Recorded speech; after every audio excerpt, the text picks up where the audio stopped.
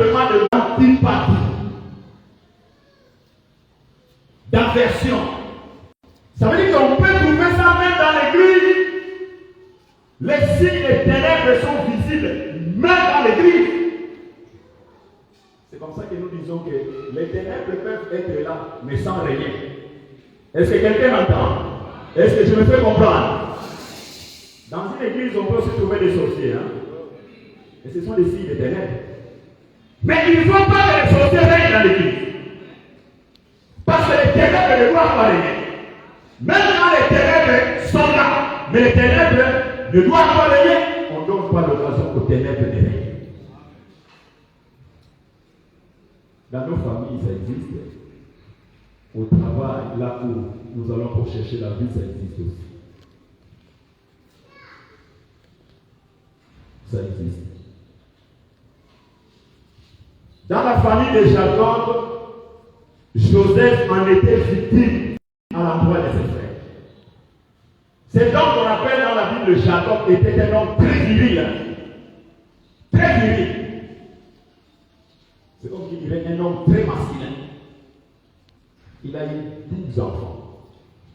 Peut-être que les enfants que la Bible reconnaît, parce qu'il pouvait avoir d'autres enfants en dehors de 12. C'est pour dire qu'il était un homme très viril. Mais le dernier de ses enfants, le tout dernier, qu'on appelait Joseph, a été victime des signes visibles de ténèbres dans cette famille. Les 11 autres frères ont haï, ils ont haï. Ils se sont levés contre le seul, au fait, les cadets de leur famille. La Bible donne un certain nombre de raisons pour lesquelles les frères avaient de l'antipathie à l'endroit de leurs frères.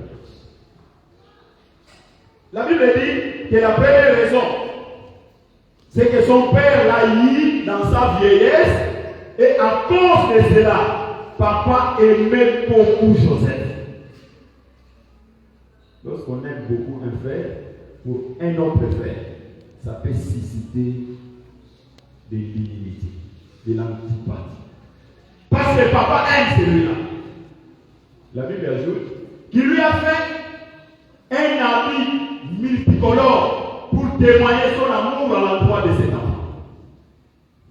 Vous savez, on peut naître 10 avec un même père. Nous naissons 10. Mais ce n'est pas tous les enfants qui vont conquérir le cœur de papa. Alléluia. Tel que nous sommes là, nous sommes tous enfants de Dieu, n'est-ce pas? Est-ce que les enfants de Dieu sont là? Veuillez vous manifester si vous êtes vraiment enfants de Dieu manifestés. Alléluia. Et vous pensez que tout le monde a conquis le cœur de Dieu? Tel que nous sommes là. Vous pensez que chaque enfant de Dieu a réussi à conquérir le cœur de Dieu? C'est cela qui est arrivé avec Joseph. Aimé de son père. Les frères l'ont haï, ils l'ont détesté. La première raison, c'est quoi? C'est parce que papa t'aime plus que tout le monde. Et pour manifester son amour, il a acheté un vêtement multicolore pour toi. La troisième raison, c'est une grâce qui est venue de Dieu. Dieu lui a donné les dons des songes pour qu'il voie les choses quand il dort. C'est pour dire que même avec les dons que nous recevons de Dieu, alléluia, les dons que nous recevons de Dieu peuvent aussi susciter de l'antipathie. Les dons des songes, juste les songes, Dieu n'a pas donné quelque chose d'extraordinaire à Joseph. Joseph n'était pas un prédicateur.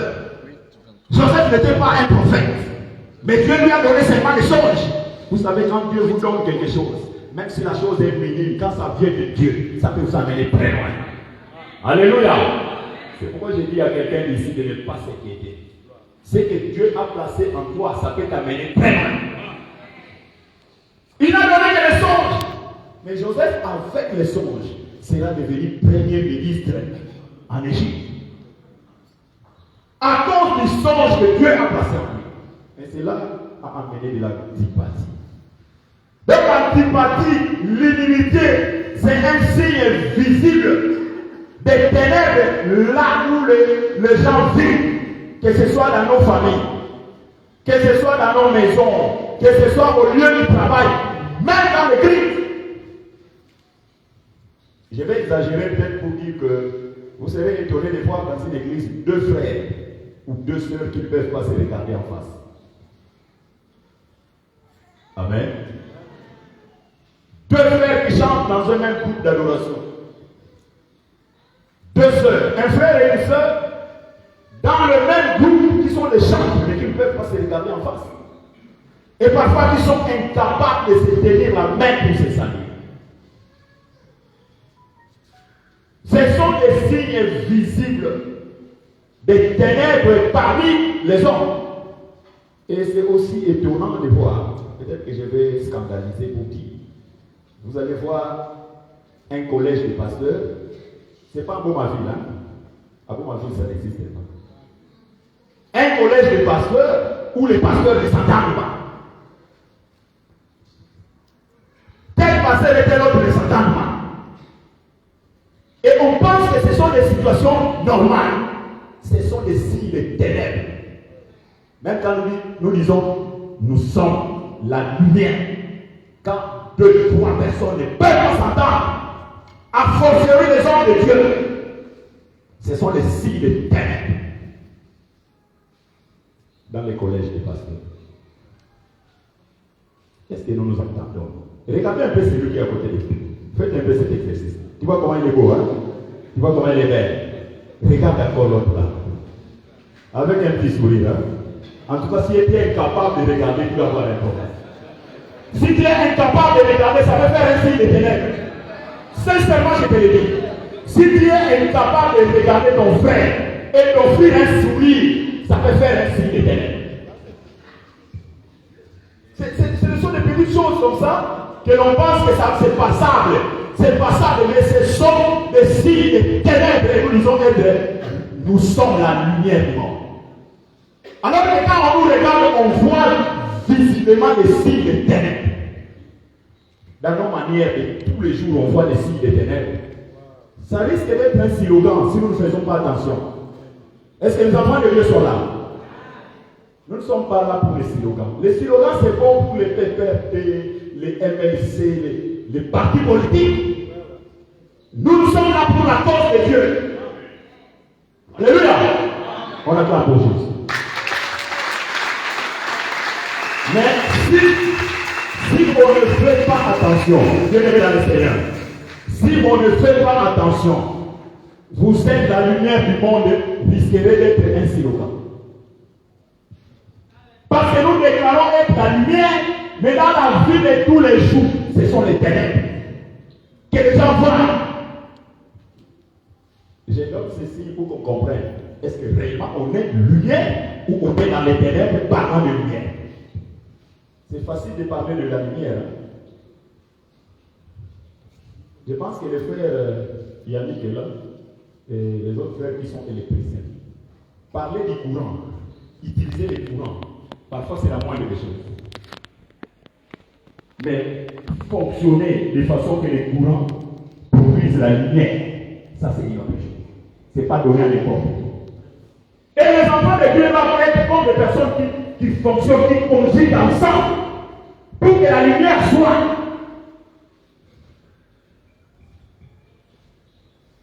Pour que la lumière soit. Sinon c'est théorique. Nous allons faire des discours sur la lumière ici, mais dans notre vie de tous les jours, on trouve des personnes incapables de se saluer. Dans notre vie de tous les jours, on trouve des personnes incapables d'offrir un sourire. Dans la vie de tous les jours, quelqu'un disait, les pasteurs, frère, peut-être après, ils savaient l'omnier, ceux qui ne peuvent pas passer dans le pied. J'ai dit, nous devons faire attention parce que les gens nous observent. Être observé par les bien-aimés dans cette église, c'est encore moins. Mais Dieu nous observe. Dieu nous observe. Vous savez, on peut farcir aux hommes. On peut farcir aux hommes, mais on ne saura jamais farcir à Dieu. Jamais. On peut faire semblant d'être lumière. Mais Dieu connaît qui est lumière et qui est ténèbres. Je suis venu vous dire que même si les ténèbres sont là, les ténèbres ne régneront pas. Alléluia. Dans votre famille, il y aurait peut-être des ténèbres, mais les ténèbres ne doivent pas régner. Parce que vous êtes un enfant de Dieu, vous devez imposer ce que vous êtes. Et dans l'église, c'est la même chose. Là où les gens attendent que ça éclate, vous devez imposer la lumière. Est-ce qu'on est enfant de Dieu pour les plaisirs de l'être? Ou qu'on est enfant de Dieu pour que nous puissions refléter la lumière et dire que les ténèbres ne peuvent pas rien. Dieu a épargné Joseph. Parce que Joseph était le seul qui a pris la lumière à l'endroit de ses frères. Peu importe son âge, c'est lui en qui Dieu a placé les hommes. C'est lui qui était aimé de son frère. Et moi, j'aimerais que tu saches que c'est en toi que Dieu a placé quelque chose. Est-ce que tes frères de la famille, ceux qui sont nés avec toi, sont présents ici? Peut-être que tu vas trouver un ou deux frères et les autres. Tes cousins, la grande famille, c'est là. Mais pourquoi toi, nous, on est connectés? Parce que là où les ténèbres cherchent à s'imposer, toi, tu vas venir pour tuer les ténèbres. Parce que tu es la lumière. C'est ça qu'on peut identifier. Le pasteur nous l'a rappelé hier, la semaine passée, que nous sommes de notre identité, lumière.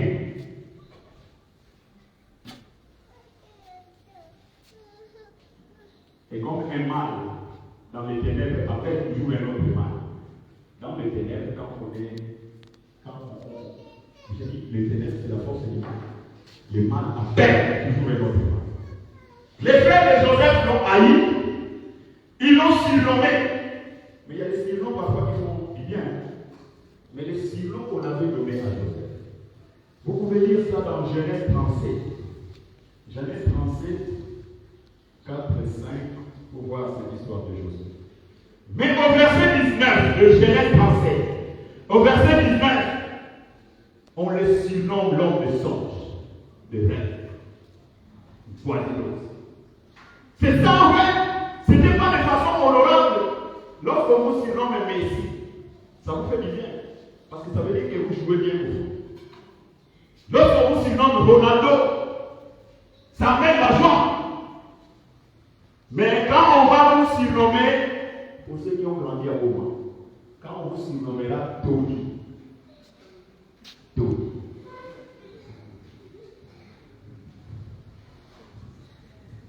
ça va faire sourire, hein? Amen.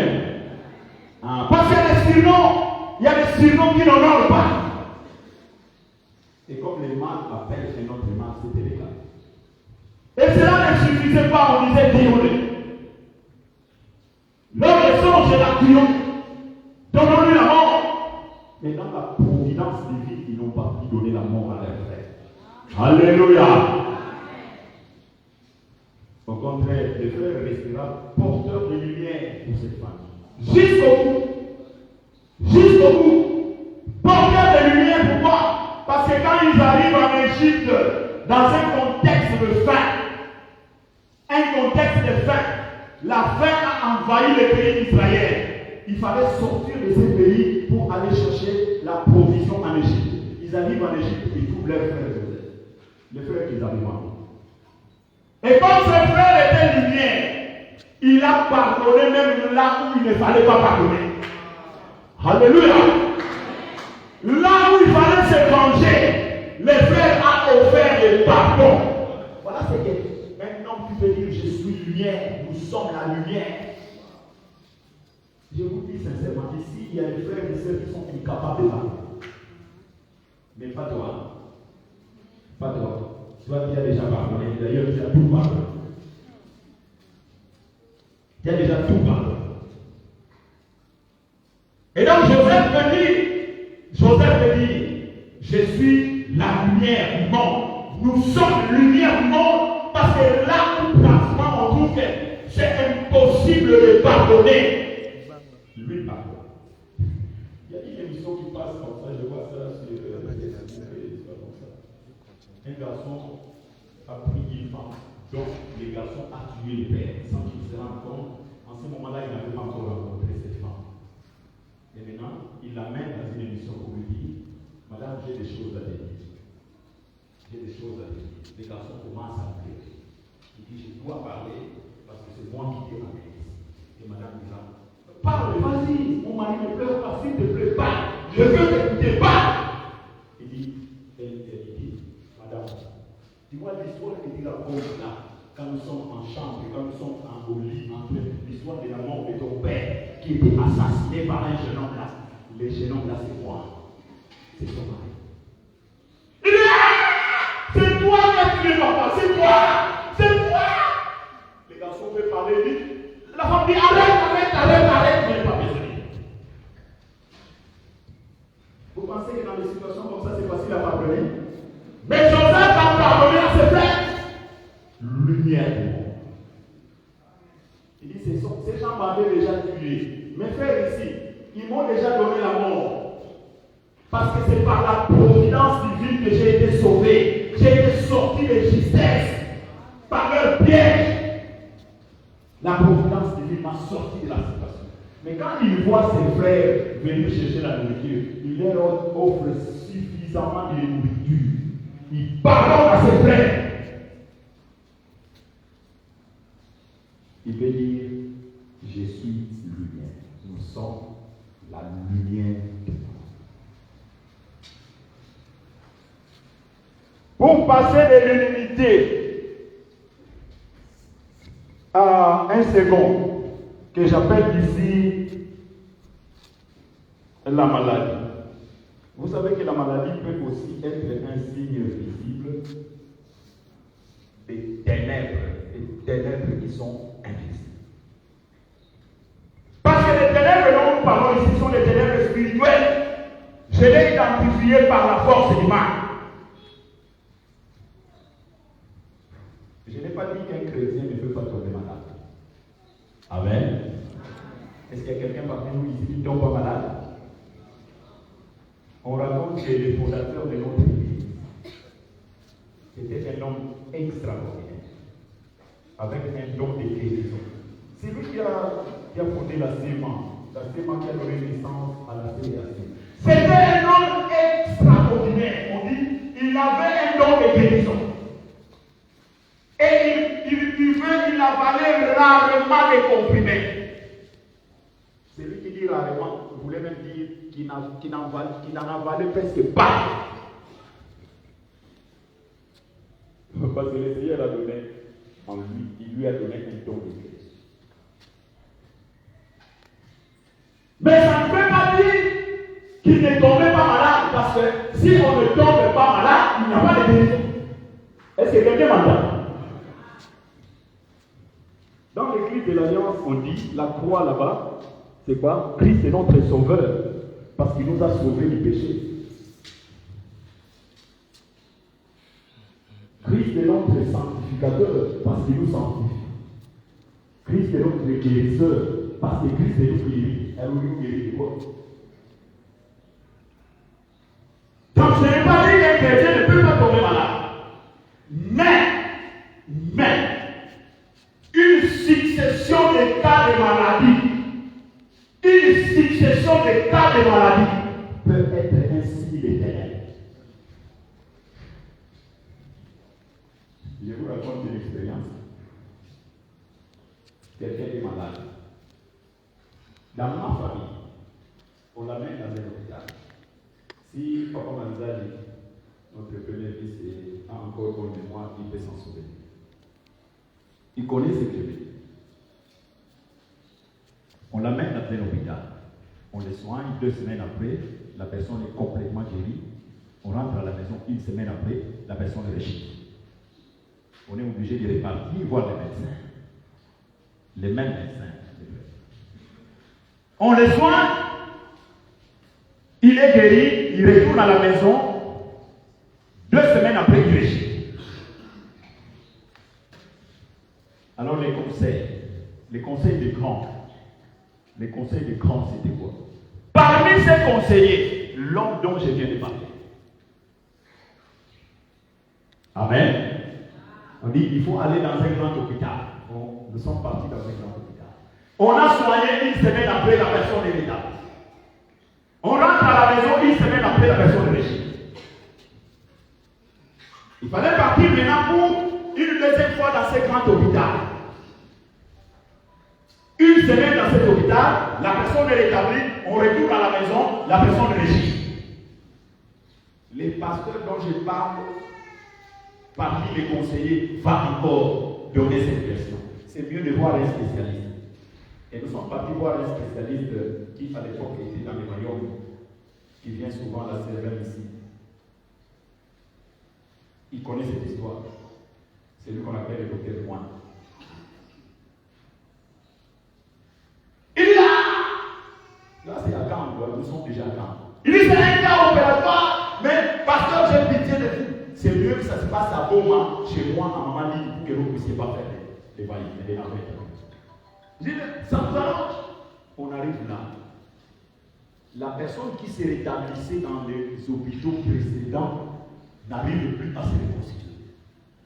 2 mois, 3 mois après, la personne est devenue comme un squelette vivant. Alors j'ai dit au médecin, docteur, s'il vous plaît, on n'a plus rien. Tout ce qu'on avait en moyen, nous venons de l'établir. C'est bien qu'on rentre, qu'on retrouve de ce malade. Je dis, ce n'est pas possible dans cette condition-là, il faut signer un papier. Et nous avons signé le papier. Parce qu'on n'a rien. La personne rentre à la maison. Et il nous dit, le Seigneur nous inspire pour dire, pasteur, priez. Alléluia. On a compris ces jours-là que c'était la force des ténèbres. Cette maladie était un signe visible des ténèbres invisibles qui voulaient régner et dominer à travers la maladie. C'est pourquoi j'ai dit qu'un enfant de Dieu est tombé malade, oui. Mais la maladie régnait, non, parce que les ténèbres ne régneront pas. J'ai dit à quelqu'un qui est malade que les ténèbres ne régneront pas. Si cette maladie vient de force des ténèbres, que cette maladie te quitte au nom de Dieu. Est-ce que tu as la foi? Est-ce que tu as la conviction? La femme hémorragique était aussi envahie par les ténèbres de la maladie. Dans Luc chapitre 8, à partir du verset 43, la Bible déclare que cette femme avait tout perdu auprès des médecins. Tout ce qu'elle avait. Une femme qui fait de l'hémorragie. C'est compliqué ce que les médecins étaient à cette époque-là. Parce que dans le contexte juif, quand une femme voit le sang, on ne doit pas la toucher. On ne doit même pas toucher à son argent. Est-ce que vous comprenez ça? Il ne faut pas toucher à son argent. Dans le contexte juif, c'est comme ça. Une femme voit le sang, on ne la touche pas. On ne touche pas son argent. Et si la femme est assise sur une chaise, vous n'avez pas le droit de toucher à cette chaise-là. Mais les médecins ont quand même pris l'argent. Parce que l'argent, c'est une matière sensible. Quand la femme venait avec l'argent, ils ont pris. Bien que la loi juive défendait la chose, mais les médecins ont pris l'argent. Et cette histoire est racontée par Luc. L'évangéliste Luc était aussi médecin. C'est lui qui raconte cette histoire. Donc on peut comprendre son objectivité dans cette histoire. Il est objectif. Lui-même médecin, et il raconte que cette femme avait dépensé tout ce qu'elle avait auprès des médecins, sans qu'elle ait trouve solution. Mais les jours, alléluia, les jours, il a rencontré un jeune homme d'une trentaine d'années, qui était de passage, et qui était en train de parler de Dieu. Il raconte que cet homme, l'homme de Galilée, Jésus de Nazareth, il touche seulement le corps de son paiement. Les ténèbres de la maladie avaient quitté le corps de cette femme. Alléluia. Jésus-Christ est Dieu. Malade, ça peut arriver. Mais règne de la maladie, non. Nous refusons le règne de la maladie dans nos familles au nom de que la maladie ne règne pas. Parce que les ténèbres ne règneront pas toujours.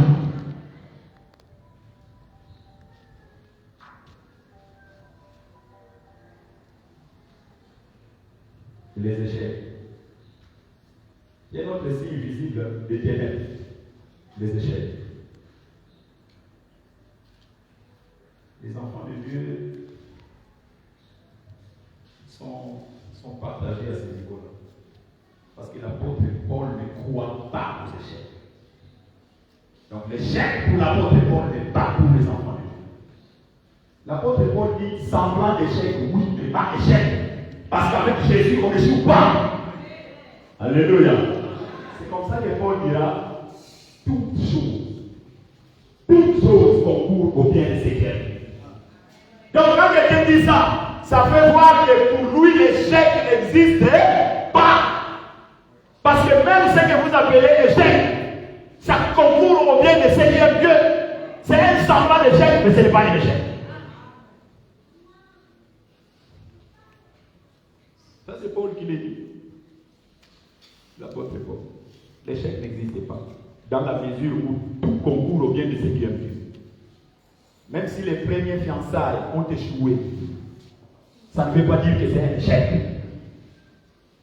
Peut-être que Dieu sait pourquoi cela n'a pas tenu avec cet homme. Et Dieu prépare un autre homme qui sera une consolation pour vous. Et donc, pour lui, l'échec n'existe pas. L'échec n'appartient pas aux enfants de Dieu. Et d'autres admettent qu'un enfant de Dieu peut échouer une fois, mais pas toutes les fois. Est-ce que je me fais comprendre? Échouer une fois, ça peut arriver. Mais lorsqu'il y a une succession d'échecs, ça peut être un signe de ténèbres. Des ténèbres qui envahissent la vie de quelqu'un. Ça peut être un signe de ténèbres. Vous essayez avec le charbon, ça n'a pas tenu, vous avez échoué. Vous essayez avec les beignets, ça n'a pas tenu, ça a échoué. Vous êtes allé prendre un sac de sel pour commencer à vendre le maroilles, ça a échoué. Vous quittez les sel, vous êtes dans le sud, ça n'a pas tenu, ça a échoué. Ça peut être un signe visible des ténèbres invisibles. Si cela est le cas, les ténèbres doivent disparaître et honorer. Parce que les enfants de Dieu ont le pouvoir de faire partie des ténèbres. Dans Matthieu 17, au verset 20, le Seigneur Jésus dit à ses disciples, si vous avez la foi comme un grain de sel, vous pouvez dire aux échecs, stoppez dans ma vie, stoppez les échecs, je vous stoppe. Donc un enfant de Dieu peut faire partie des échecs de ça. C'est comme ça qu'un enfant de Dieu ne doit pas trouver tout normal. Moi, dans l'exemple de comment on a été ma campagne sur le coup de la langue, c'est normal.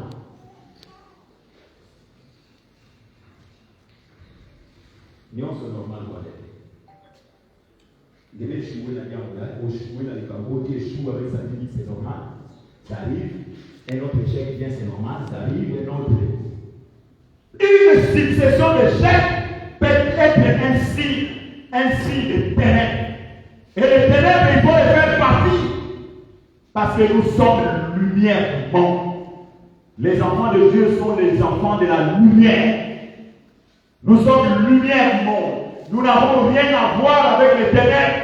Les ténèbres, nous devons au contraire les faire partie de nos vies. Parce que les ténèbres, c'est la force du mal. C'est là où règne la force du mal. La force du mal est synonyme de ténèbres. Et nous savons que l'acteur intelligent de la force du mal, nous savons que l'acteur intelligent de la force du mal, c'est le serpent ancien. C'est lui qu'on a chassé de la présence de Dieu. C'est lui l'acteur intelligent de la force du mal. Si aujourd'hui nous sommes malades, c'est lui. Est-ce que quelqu'un m'écoute? Amen. Si aujourd'hui les hommes tombent malades, c'est lui. Si les hommes meurent aujourd'hui, c'est lui. S'il y a des échecs, c'est lui. S'il y a des inégalités, c'est lui. C'est lui qui a amené les similitudes. Au jardin d'Éden, l'homme pouvait toucher à n'importe quel animal. À n'importe quel animal. Il touche à n'importe quel animal. Au jardin d'Éden. Souvenez-vous que c'est l'homme qui a donné les noms à tous les animaux. C'est ce que nous dit la Bible.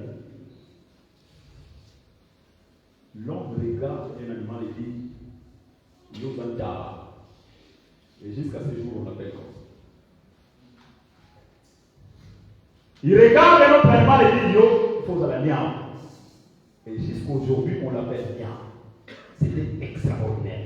Ça, c'est le travail que l'homme a abattu au jardin d'Éden. Tous les animaux qui passaient, Dieu leur donnait un nom à chaque animal. Extraordinaire. Mais les jours où Lucifer est parti du ciel, les jours où on l'a chassé et qu'il est tombé de haut en bas, c'est ces jours-là où le monde va basculer dans des situations de maladies, des situations d'inimitié. Les gens commencent à se blesser, les serpents commencent à mordre. Les serpents commencent à mordre. Les chiens commencent à gueuler sur l'homme. Il dit yon, yon, yon. Yon. Et puis l'homme commence à écrire chien méchant. Parce qu'il y a un chien qui est là. Yon, yon, yon, yon, yon. Quelqu'un dira, les chiens parlent de l'Igala. Ils parlent de l'Igala. Il dit yon, yon, yon, yon, yon. Et il dit les cochons parlent français. Parce qu'il dit oui. Oui. Mais le mal de l'émotion, c'est quoi? Il accepte tout. Mais quand on lui donne un coup, on leur tout, il dit oui. J'ai fait cette parenthèse pour dire que cette situation va dégénérer à partir de cet auteur intelligent qui est derrière la force humaine. C'est lui. Si.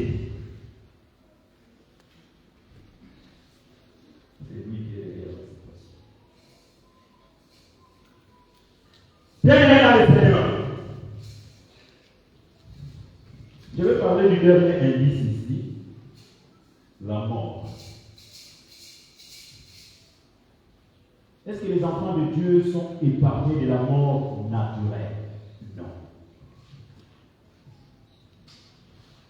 Les enfants de Dieu ne sont pas épargnés de la mort naturelle.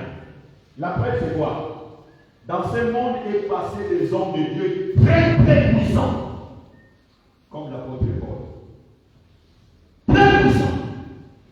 Mais cherchez Paul, où est-il? Où est l'apôtre Paul? Avec tout ce qu'il était, où est-il? Dans ce monde est passé des hommes de Dieu très très puissants, comme les prophètes Élie. C'est lui qui a appelé le feu du ciel face au prophète de Baal. Où est Élie aujourd'hui?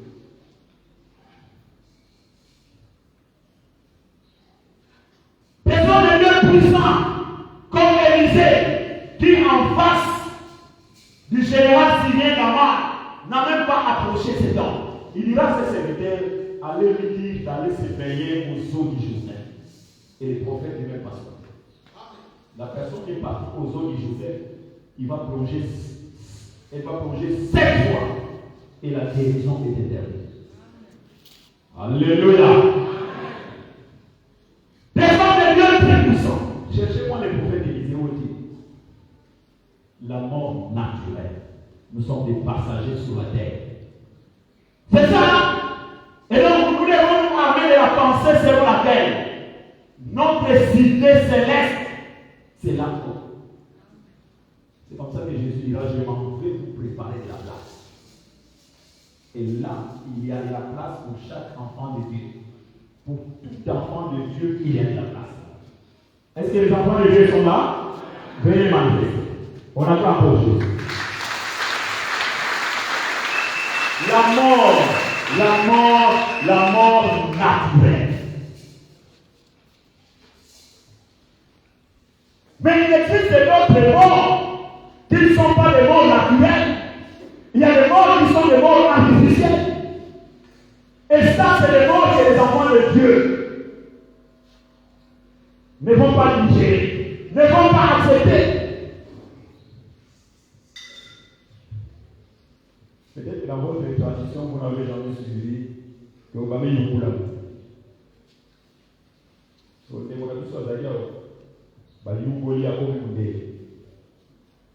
Dans le monde spirituel, ce sont les réalités.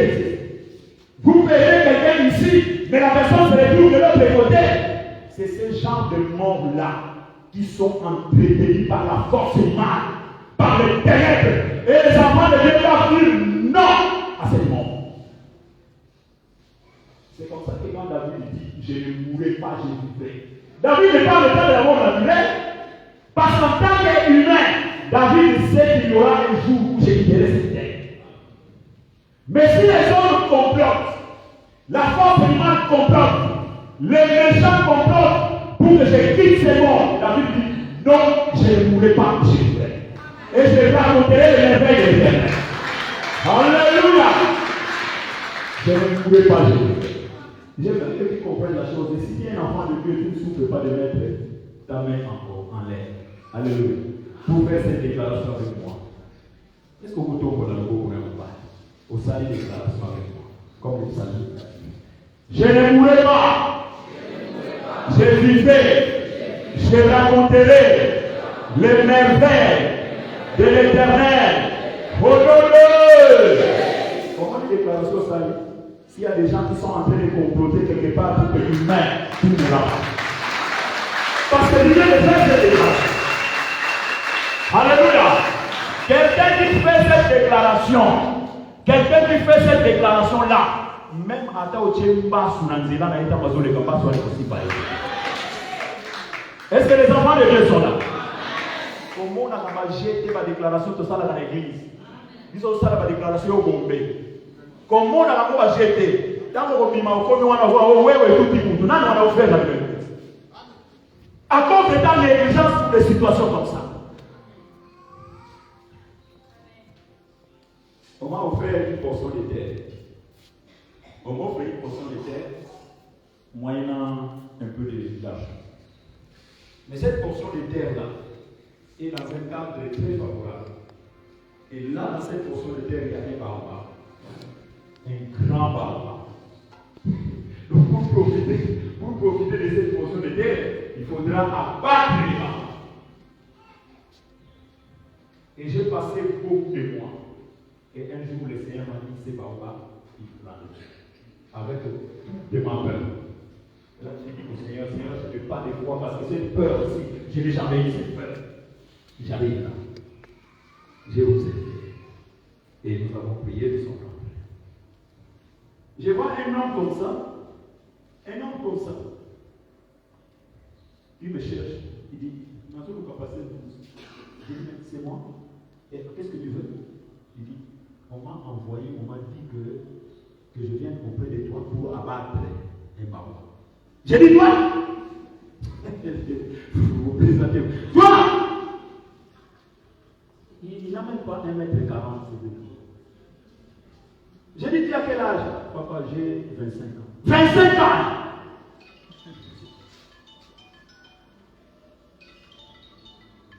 J'ai demandé des thèmes. C'est pas pourquoi.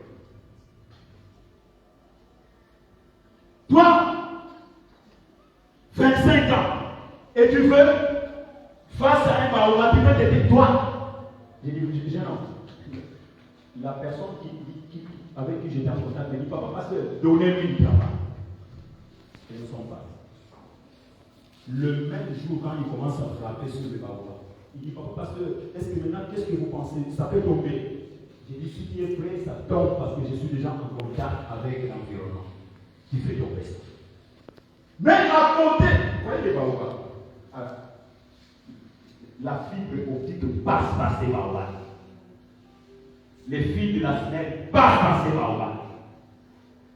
Et tout le monde se disait, papa, pasteur, un sauce à maman. Maman, un sauce à maman a été fait. Parce que si ces baobabs tombent du côté de la route principale, ça va pénaliser et les véhicules qui viennent de gauche et les véhicules qui viennent de droite. Tous ces véhicules seront pénalisés. Et à force de raison, à plus forte raison, si la fibre optique tombait, au même moment que les filles de la semaine, on va chercher cet homme, on va le présenter à la radio ou à la télévision. Je me réveille un matin à 5 heures, le Seigneur me dit prie, parce que c'est le jour où cet enfant doit faire tomber là. J'ai fait la folie sincèrement. J'ai compris que la foi c'est une folie. À 5 heures, je me pointe devant les baobabs seul, j'entre dans la pousse, je touche au baobab. J'ai dit, je déclare cet arbre tombé au nom de. Et c'est là sans incident ni accident. Je le déclare au nom puissant de Jésus. J'ai fait la folie dans la pousse et je suis sorti, je pars. À 15 heures juste, cet enfant m'appelle pour me dire, papa pasteur, les baobabs est tombé et les baobabs n'a touché aucun fil de l'éternel. Alléluia. Je te dis les déclarations que nous faisons ici, toi tu penses que ce sont des aventures. Tu penses que ce sont des aventures.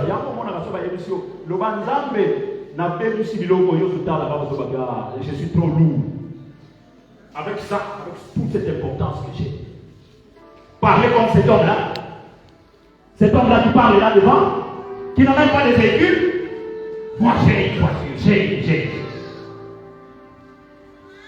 C'est comme ça que vous avez de la peine même à aller demander la prière au pasteur. Parce que quand vous regardez le pasteur, vous dites, ah, mais quoi? Je parle. Parce que vous analysez le pasteur, vous voyez ce qu'il est. À la temple Label, au temple de Jérusalem, à la porte Label, la porte à Label du temple. Pierre et Jean se sont retrouvés devant la porte. Et là, ils trouvent un important qui était dans le vaisseau. Pierre et Jean regardent dans la poche, ils n'avaient rien. Il dit, nous n'avons ni or. Alléluia. Nous n'avons ni or ni, mais ce que nous avons, c'est plus que l'or, c'est plus que l'argent. Nous te les donnons au nom de. Lève-toi et marche. La voiture ne peut pas produire l'onction, mais l'onction peut produire la voiture. La voiture ne peut pas produire l'argent, mais l'onction peut produire l'argent. La voiture, l'argent ne peut pas produire l'onction, mais l'onction peut produire les maisons. Alléluia. Donc ça n'a rien à voir cette histoire. Vous regardez la forme du pasteur qui va prier avec vous. Vous pensez que ça a à voir avec votre capacité de faire. Ça n'a rien à voir. Je ne mourrai pas, je vivrai, je raconterai les merveilles de l'Éternel. Alléluia. Donc si c'est une mort qui vient de, une mort naturelle, nous disons. Mais mort artificielle, non. Mort précoce, non. Il faut que ça m'école aux ambassadeurs à Kilo. Alléluia. Quelqu'un est d'accord avec moi? Alors répétez, je ne mourrai pas. Je suis fait. Je raconterai les merveilles de l'Éternel.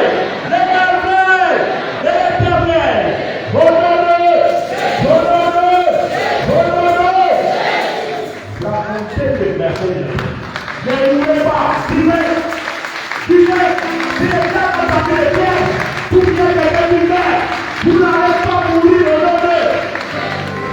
Vous partirez de cette terre mort naturelle. Pas parce que les gens ont comploté dans votre famille. Pas parce que les gens ont comploté dans votre quartier. Nul n'est censé au nom d'eux. Mais pour vaincre les ténèbres, il faut la lumière. La lumière est la seule chose. La lumière est la seule chose au monde capable de vaincre les ténèbres. Il n'y a que la lumière qui peut vaincre les ténèbres. Je vous montre quelqu'un qui a dit, je suis la lumière du monde. Et avec lui, les ténèbres doivent disparaître. Les ténèbres doivent partir. Et lorsque nous avons Jésus, nous avons la lumière, nous sommes dans la lumière. La lumière pointe à l'horizon. La lumière éclaire nos vies. C'est donc disait une femme aveugle de son état va me dire, papa pasteur, je suis une personne, je suis aveugle, je ne vois pas. Mais je suis dans la joie parce que la lumière du Christ brille dans mon cœur. Alléluia. La lumière du Christ brille dans mon cœur. Je dis, là où les aveugles cherchent les miracles, que les yeux s'ouvrent, elle veut me dire la lumière du Christ brille dans mon cœur. C'est une autre dimension de foi. Alléluia. Il faut connaître le Seigneur. La lumière du Christ brille dans mon cœur. Peu importe la situation dans laquelle nous sommes, nous devons faire connaître que nous sommes la lumière du monde et que la lumière du Christ brille dans nos cœurs. Porteur de lumière, porteuse de lumière dans ta famille, au lieu du travail, dans l'église. Dans l'église, nous sommes tous porteurs de lumière. Alléluia. Alléluia. Si on comprend la chose, on va suivre Jésus jusqu'au bout.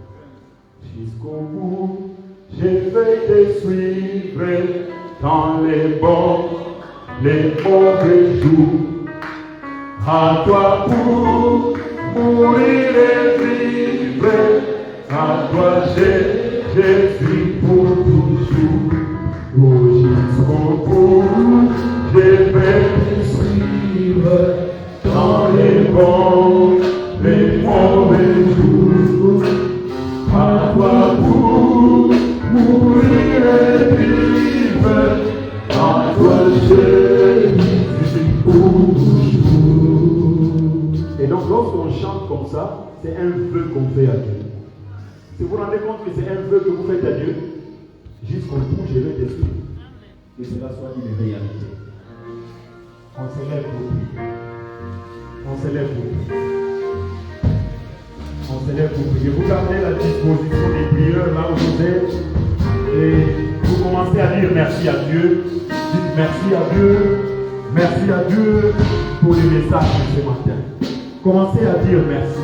Merci à Dieu. Merci à Dieu. Merci à Dieu. Merci à Dieu pour les messages de ce matin. Merci Seigneur que les ténèbres ne rayeront pas toujours. Dans ma vie, les ténèbres ne rayeront pas. Dans ma famille, les ténèbres ne rayeront pas. Dans mes projets, les ténèbres ne rayeront pas. Commence à le dire et à le déclarer. Pendant que tu es en train de remercier le Seigneur, tu déclares que les ténèbres n'auront plus jamais d'espace. Plus d'espace. Seigneur, plus de Seigneur. La liberté, on se ressemble à la liberté. La liberté, la liberté. Il y a plein de prières avec toute la liberté. Oui, le Seigneur vient. Oui. Remercie le Seigneur. Remercie le Seigneur. Pendant que tu pries comme ça, que les ténèbres se dissipent de ta vie. Et la lumière du Christ pointe à l'horizon de ta vie. Et que les ténèbres se dissipent dans ta famille. Que la lumière pointe que les ténèbres se dissipent. Que les ténèbres partent, que les ténèbres fuient. Que les ténèbres partent, que les ténèbres plus là-bas. Plus là-bas. Plus là-bas. Que les ténèbres quittent.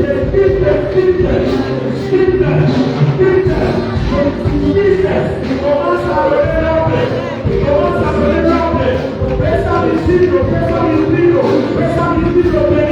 para escuchar. Pesa visito, abajo pesa visito, otro pesa visito. Y ahora de pouvoir, entendez enfant de Dieu, que les ténèbres disparaissent,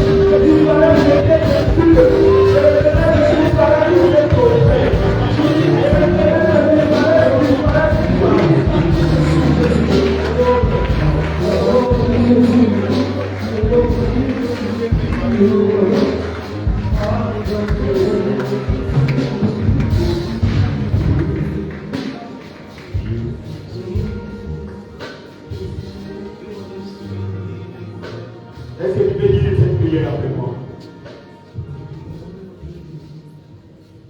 Tu dis Papa, au nom de Jésus, ce matin, je déclare, je ne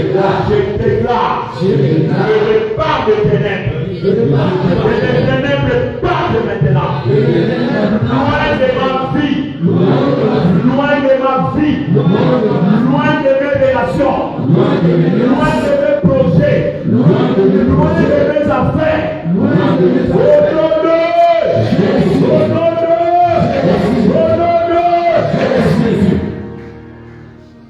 Que l'Éternel plus bagage et parte. Nous croyons à cette prière que nous pouvons faire. Et nous scellons notre prière, nous disons Amen 3 fois. Allons-y. Amen. Amen. Amen. Gloire à toi.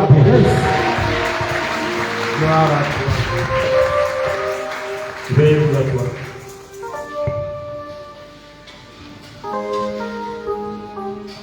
Est-ce qu'on peut acclamer encore pour Jésus? Acclamons encore pour Jésus. À présent,